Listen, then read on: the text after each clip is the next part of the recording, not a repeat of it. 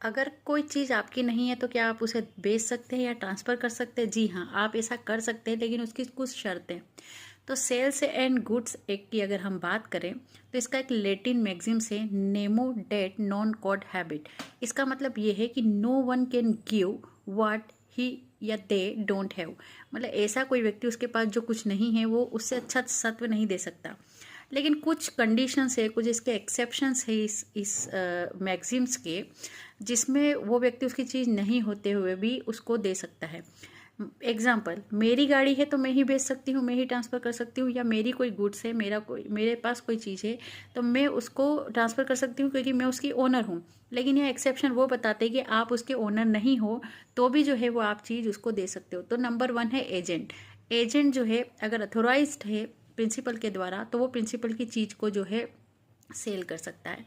दूसरा एग्जाम्पल है कि भाई वॉइडेबल कॉन्ट्रैक्ट में अगर कोई चीज़ किसी के पास रखी हुई है तो वो जिसके पास जो चीज़ पोजीशन में है वो भी जो है उस चीज़ को बेच सकता है।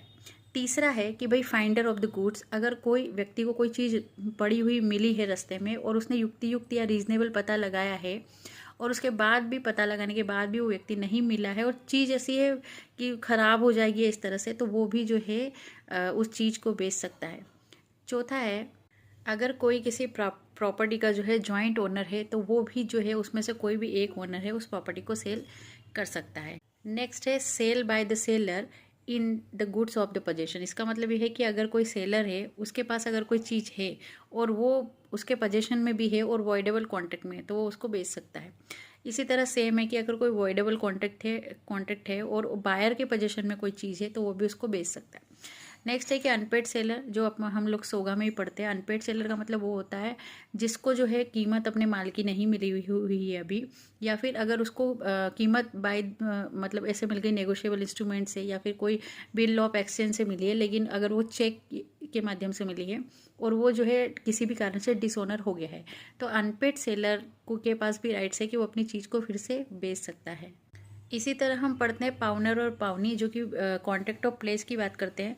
तो इसमें पावनी के पास अगर कोई चीज़ है और मान लो पाउनर और पावनी वो होता है कि एक व्यक्ति उधार लेता है किसी चीज़ को रख के, तो अगर वो उधार नहीं चुका पाता है तो ऑब्वियसली उसकी चीज़ पावनी के पास रखी रहेगी।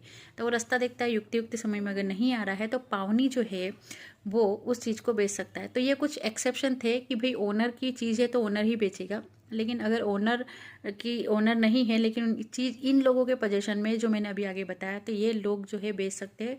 तो थर्ड व्यक्ति को है जो गुड टाइटल मिलेगा, मतलब उसके पास अच्छा सत्व हो जाएगा, जो कि हम हिंदी में बोलते हैं। Thank you.